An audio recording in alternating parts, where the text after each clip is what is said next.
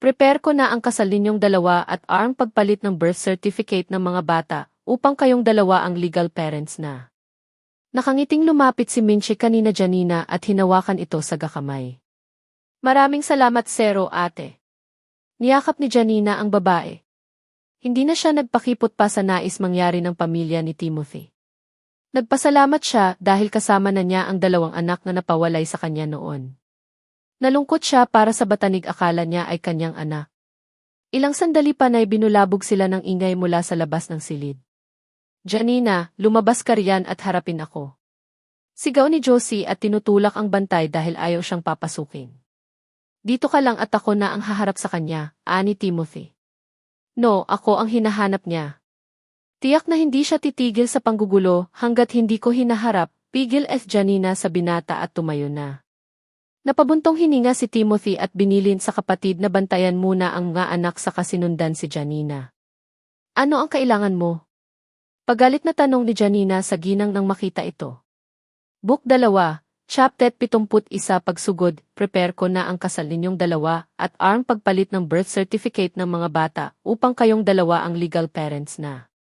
Nakangiting lumapit si Minchie kanina Janina at hinawakan ito sa gakamay. Maraming salamat Zero ate. Niyakap ni Janina ang babae. Hindi na siya nagpakipot pa sa nais mangyari ng pamilya ni Timothy. Nagpasalamat siya dahil kasama na niya ang dalawang anak na napawalay sa kanya noon. Nalungkot siya para sa batanig akala niya ay kanyang anak. Ilang sandali pa na'y binulabog sila ng ingay mula sa labas ng silid. Janina, lumabas ka riyan at harapin ako. Sigaw ni Josie at tinutulak ang bantay dahil ayaw siyang papasukin. Dito ka lang at ako na ang haharap sa kanya, ani Timothy. No, ako ang hinahanap niya. Tiyak na hindi siya titigil sa panggugulo hanggat hindi ko hinaharap, pigil Janina sa binata at tumayo na. Napabuntong hininga si Timothy at binilin sa kapatid na bantayan muna ang mga anak sa kasinundan si Janina. Ano ang kailangan mo? Pagalit na tanong ni Janina sa ginang nang makita ito. Prepare ko na ang kasal ninyong dalawa at ang pagpalit ng birth certificate ng mga bata upang kayong dalawa ang legal parents na. Nakangiting lumapit si Minchie kanina Janina at hinawakan ito sa gakamay. Maraming salamat Zero ate. Niyakap ni Janina ang babae. Hindi na siya nagpakipot pa sa nais mangyari ng pamilya ni Timothy. Nagpasalamat siya dahil kasama na niya ang dalawang anak na napawalay sa kanya noon. Nalungkot siya para sa batanig akala niya ay kanyang anak. Ilang sandali pa na'y binulabog sila ng ingay mula sa labas ng silid. Janina, lumabas ka riyan at harapin ako. Sigaw ni Josie at tinutulak ang bantay dahil ayaw siyang papasukin. Dito ka lang at ako na ang haharap sa kanya, ani Timothy. No, ako ang hinahanap niya. Tiyak na hindi siya titigil sa panggugulo hanggat hindi ko hinaharap, pigil Janina sa binata at tumayo na. Napabuntong hininga si Timothy at binilin sa kapatid na bantayan muna ang mga anak sa kasinundan si Janina. Ano ang kailangan mo? Pagalit na tanong ni Janina sa ginang nang makita ito. Janine. Nagulat si Janina nang biglang lumuhod sa harapan niya ang ginang sa halip na awayin siya at umiiyak pa ito. Alam kong ikaw iyan, Janine. Please, tulungan mo ang iyong pinsan na makalaya sa kulungan. Nangunot ang noo ni Janina at hindi alam na nakakulong si John. Kung ano man ang nagawa niya sa iyo noon ay kasalanan ni Paul. Siya ang may pakana sa lahat mukha sa pagplano na nanakawin ang anak mo at ipalit ang kanilang anak. Kung ganoon ay alam mo ang lahat ng ito pero hinayaan mong mangyari. Galit niyang tanong sa ginang. Anong klase kang ina? Alam mong masama ang ganoong gawain pero hinayaan mo si Jonah na gawin iyon para sa pera. Gusto ko lamang na gumanda ang buhay ng anak ko at hindi matulad sa akin na namalimo sa iyong ama. Lumuluhang paliwanag ni Josie. Pareho kayong selfish ng anak mo. Kung nasaan man siya ngayon ay deserve niya. Matigas na tugok iya sa ginang. Galit na tumayo si Josie at dinuro ang dalaga. Bitch, humihingi na ako ng tawad kaya ano pa ba ang gusto mo? Hindi ko kailangan ang sorry mo. At hindi ko rin tutulungan ang anak mo dahil hayop siya tulad mo. Tigagal si Josie at hindi makapaniwalang nakatitig sa dalaga. Ibang-iba na ang ugali nito, hindi tulad noon na maawain kaya nga nauto nila ito at na-frame up. Kung totoong nakakulong ang anak niyo ngayon, siguraduhin kong hindi na siya makalabas pa roon. Matigas pang dugtong ni Janina. Napangiti si Timothy at natuwa sa pagmamatigas ng asawa sa madrasta nito na tiyahin ni Rin. Nag-aalala kasi siya kanina na baka maawa ito sa ginang at palayain si Jonah. Masayang lang ang effort nita at knowing, Jonah, hindi ito titigil sa paghahabol sa kanya. Hayop ka, wala kang puso. Nagmura na si Josie dahil sa galit sa dalaga. Lahat ng makita niyang maaring ibato sa dalaga ay dinadampot niya. Mabilis na naiharang ni Timothy ang sarili sa katawan ni Janina at niyakap ito. Tumama sa likod niya ang bag ng ginang. Mabilis ding umaksyon ang tauhan niya at hinawakan sa magkabilang kamay ang ginang. Gusto mo bang samahan ang anak ko sa kulungan? Malamig na tanong ni Timothy sa ginang. Biglang natakot si Josie at umiling sa kapumiksi upang bitawan na siya. Aalis na ako. Nautal na paalam ni Josie bago kumatipas na ng takbo. Kapag nakulong din siya ay walang dadalaw para magdala ng pagkain at mag-asikaso upang makalaya ang anak. Are you okay?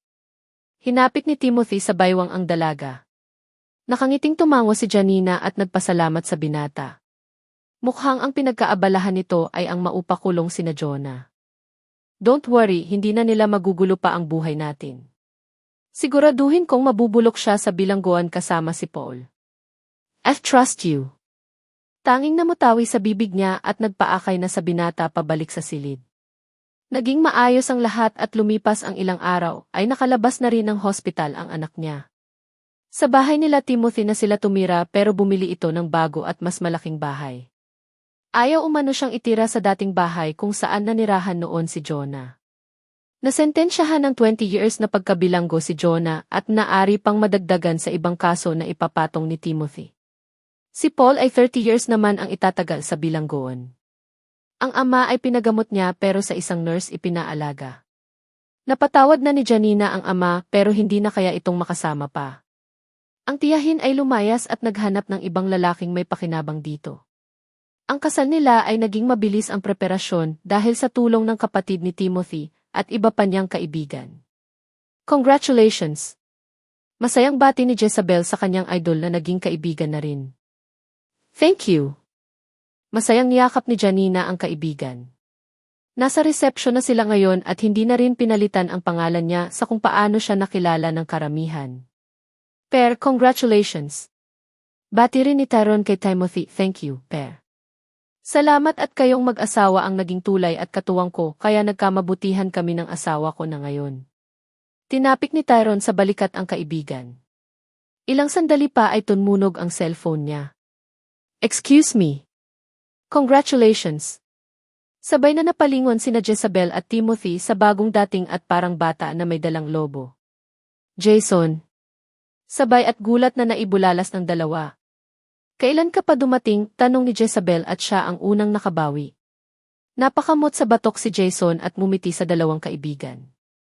Sorry I'm late at sa kainan na ako makaabot. Tumawa si Timothy at nilapitan ang kaibigan saka ito hinawakan sa balikat. Ang akala ko ay hindi ka makauwi dahil type given schedule mo sa ibang bansa. Alam mo namang matalino itong kaibigan mo kaya nagawa ng paraan. Pagyayabang ni Jason. Hinampas ni Jezabel sa braso ang kaibigan yabang, kung hindi ko pa alam ay may iba kang pakay sa pag-uwi mong ito. Pambubuko niya sa kaibigan. Napangiti lang si Jason sa dalagang kaibigan at niyakap ito. Sinadya niyang higpitan ang yakap fito hanggang sa mapaubo ito. Kung hindi pa siya hinila ni Tyrone ay hindi niya bitawan ang kaibigan. Gago ka, patayin mo ba ako sa yakap? Angil ni Jezabel sa kaibiga. Natawa si Jason at inakbayan si Tyrone. Namiss ko lang kayong mag-asawa. Inakbayan din ni Tyrone ang binata at hinigpitan iyon bilang ganti sa ginawa nito sa asawa niya. Balita ko ay may clue ka na kung sino ang tunay mong pamilya, tanong ni Timothy kay Jason. Sandaling natigilan si Jason bago tumango. Napangiti si Jezabel at sa wakas ay nahanap din ng kaibigan ang tunay nitong pamilya. Hindi nila alam na habang nag-aaral ang kaibigan sa ibang bansa ay pinahanap nito ang sariling pamilya. Kahit ano ang mangyari ay narito kami na tinuturing kang pamilya. Untag ni Timothy nang biglang natahimik si Jason. Unti-unting humulma ang nakakalokong ngiti sa labi ni Jason nang mapatingin kay Timothy. Ang cheesy mo naman, bro, anya at niyakap sa baywang ang kaibigan. Dam, lumayo ka nga sa akin at nakaisipin ng asawa ko na bakla ka. Mukhang nandidiring inalis ni Timothy ang mga kamay ni Jason na nakapulupot sa baywang niya. Napangiti si Janina habang pinagmamasdan ang magkaibigan. Katuwa at kahit nagkakasakitan na ay walang napipikon. Kahit ngayon lang nakita ng personal si Jason ay natutuwa siya dito. Naikwento na sa kanya ni Timothy ang buhay nito at natutuwa siya sa narinig. Sana lang ay tama ang pamilyar na hanap nito. Iginala ni Janina ang tingin sa paligid at isa-isang pinagmasdan ang malalapit ba kaibigan at pamilya ni Timothy. Naroon din ang ama niya pero hindi makapagsalita ng maayos at naka-wheelchair pa rin. Ang mga anak ay super close na sa isa't isa at nagkakasundo. Alam niyang marami pa silang pagdadaan ng problema ni Timothy. Pero bilang mag-asawa ay nangako sila sa isa't isa na haharaping magkasama ang anumang pagsubok na darating sa kanilang buhay. Ang mahalaga ay nagmamahalan, may tiwal sa isa't isa at may pananampalataya.